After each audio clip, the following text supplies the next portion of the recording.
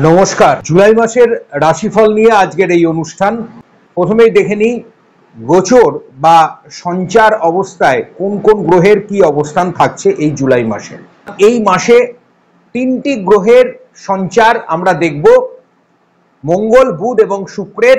এছাড়াও রবির সঞ্চার কিন্তু হচ্ছে।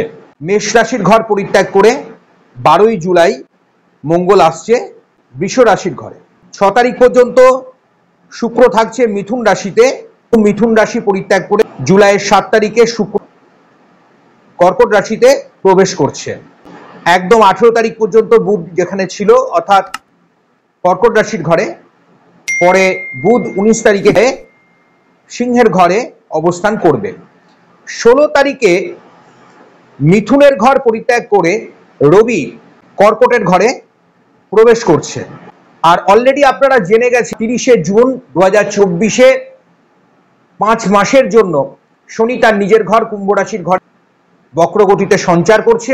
অলরেডি সেই ভিডিও কিন্তু চলে এসেছে 12টি রাশি লগ্ন যাদের আছে।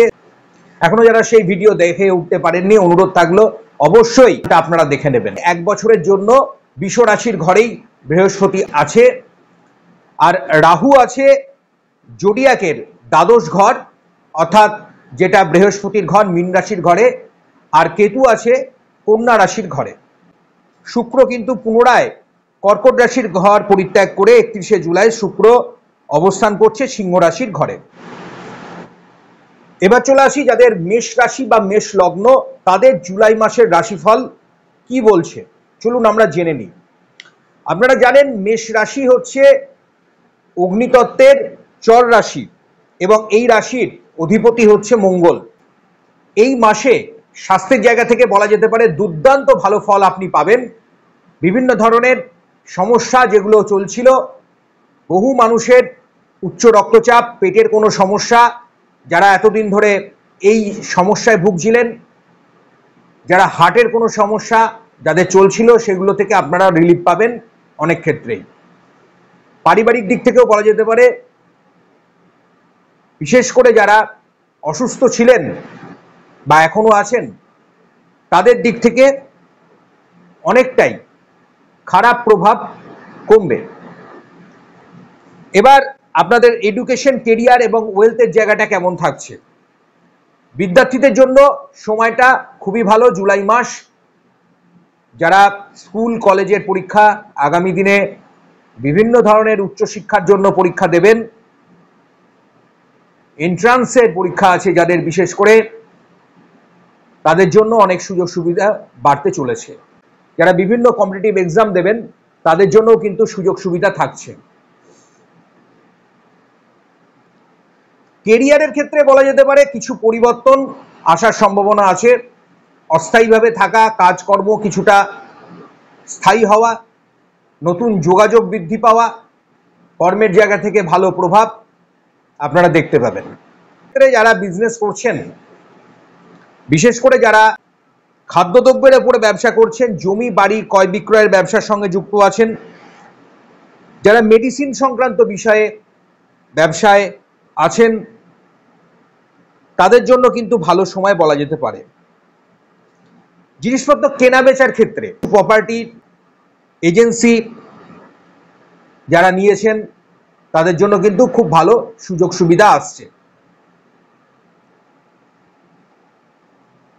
যারা বিভিন্ন ধরনের স্টক মার্কেটে ইনভেস্টমেন্ট করেন তাদের জন্য তো দারুণ সময়।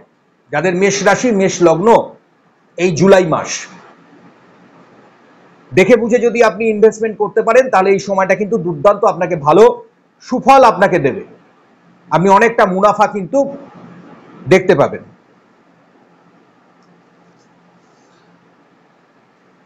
ওয়েলথের দিক থেকে বলতে গেলে ধনস্থান আপনার ভালো থাকবে, প্রাপ্তি উন্নতি এই মাসে অনেকাংশে বাড়বে। সেকেন্ড হাউস আপনার ধনস্থানের জায়গা, কুটুম্বের জায়গা, সেখানে গুরু মঙ্গল যোগ তৈরি করছে। মঙ্গল আপনার রাশি বা লগ্নের অধিপতি এবং এই মঙ্গল আবার অষ্টমেরও অধিপতি, মারকেরও অধিপতি। তাই দেখে বুঝে যদি চলতে পারেন, ব্যয়টা যদি অতিরিক্ত না করতে পারেন, তাহলে সঞ্চয় তো আপনার হবেই। তাই এই মাস ইনভেস্টমেন্ট, আয় উন্নতি, সোর্স অফ ইনকাম আপনার ভালো থাকবে। এবার চলে আসছি আপনার ফ্যামিলি এবং রিলেশনশিপের জায়গাটা কেমন থাকছে। দেখুন, দাম্পত্য রিলেশনশিপের জন্য আমি বারবার বলছি, স্বামী স্ত্রীর ক্ষেত্রে একে অপরের সঙ্গে আন্ডারস্ট্যান্ডিং আপনার ভালো থাকবে। প্রেম, রিলেশনশিপ, সম্পর্কর জায়গা ভালো আছে। একাদশে যেখানে আমি দেখতে পাচ্ছি শনি বক্রি হয়েছে, রেট্রোগেট হয়েছে, এবং শনির সম্পূর্ণ দৃষ্টি আপনার রাশিতে কিন্তু থাকছে।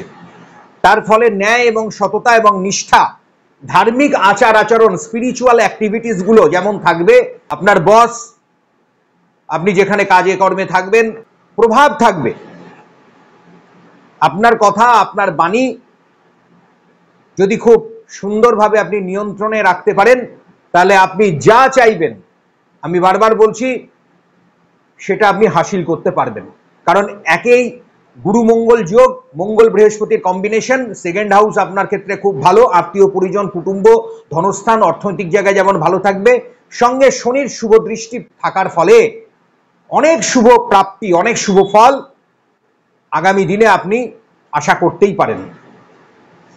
শরীরের ক্ষেত্রে একটা কথা বলার আছে, একটু রক্তপাত, চোট আঘাত, যানবাহন নিয়ে একটু দুশ্চিন্তা, যাতায়াতের ক্ষেত্রে একটু সামলে যাবেন।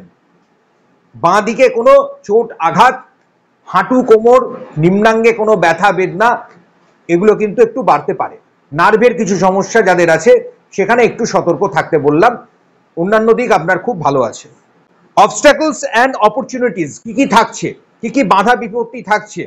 দেখুন, সতর্কতার মধ্যে আমি প্রথমেই একটা কথা বলছি, লেনদেন করার সময় একটু বুঝে শুনে লেনদেনটা করবেন। টাকা পয়সা যেখানে দেবেন, ইনভেস্টমেন্ট করবেন, আপনি লাভ করবেন, মুনাফা অর্জন করতেই পারেন। কিন্তু কিছু ক্ষেত্রে আমি বারবার বলছি, যেহেতু আপনার দ্বাদশে রাহু আছে এবং ষষ্ঠ ঘরে আপনার এখানে বসে থাকছে কেতু অর্থাৎ বুধের ঘরে, কিছু ক্ষেত্রে বুদ্ধি বিভ্রম হয়ে যাওয়া, অসতর্কভাবে যদি আপনি লেনদেন করেন, সেখানে কিছু বিপদ আপদ ঘটতে পারে, টাকা পয়সা নষ্ট হতে পারে। অর্থ আপনার আসবে, যদি বুঝে শুনে সেটাকে প্রপারলি চ্যানেল ইউটিলাইজ করতে পারেন, তাহলে সেটাই আপনার ক্ষেত্রে বুদ্ধিমানের কাজ হবে। হুটোপাটি না করা আপনার ক্ষেত্রে ভালো হবে। মেষ রাশির একটাই সমস্যা, মেষ রাশি লিডারশিপ ভাব মেষ রাশির মধ্যেও আছে, যেমন অগ্নি তত্ত্বের রাশি। পাশাপাশি বুঝতে হবে এটা কিন্তু চর রাশি, অর্থাৎ সে কিন্তু এক জায়গায় স্থির থাকতে পারে না। বিশেষ করে চর রাশি যাদের হয়, তারা কোনো একটা সিদ্ধান্তে স্থির থাকতে পারে না। অনেকগুলো কাজ সে একত্রিতভাবে করতে চায়, কিন্তু শেষে লাস্টে গিয়ে কোনোটাই কিন্তু প্রপারলি সেটা ফিনিশিং আনতে পারে না। তাই এই দিকে কিন্তু আপনাকে লক্ষ্য রাখতে হবে।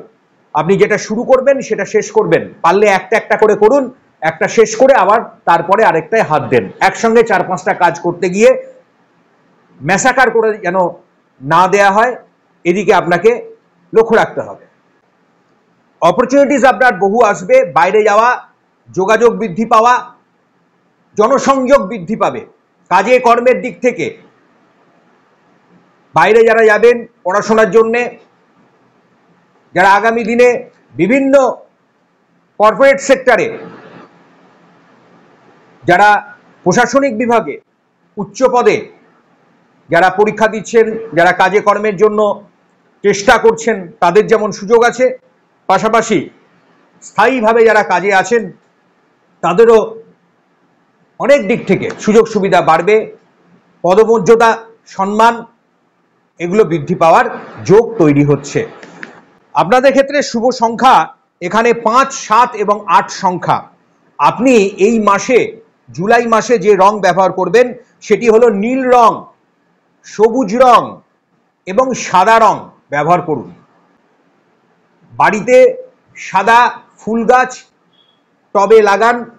প্রতিদিন সকালে উঠে গাছে একটু করে জল দিন, আর 10 মিনিট মেডিটেশন করুন পূর্ব দিকে মুখ করে।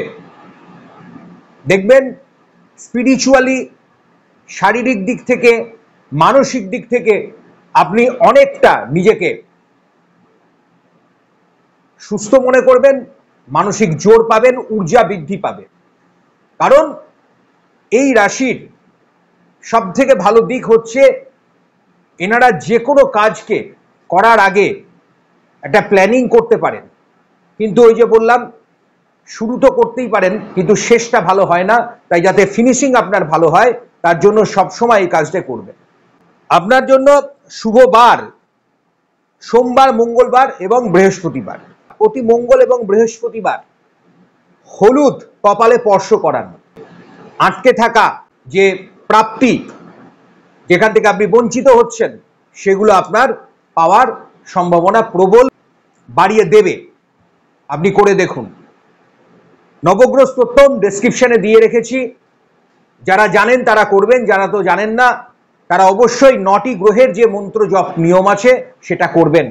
রবি দিয়ে শুরু হয়, কেতু দিয়ে শেষ হয়। এই যে 9টা গ্রহের যে মন্ত্রটা একসঙ্গে দিনের যে কোনো সময় সূর্য অস্ত যাওয়ার আগে অন্তত আপনি একবার প্রথম থেকে শেষ পর্যন্ত পাঠ করবেন।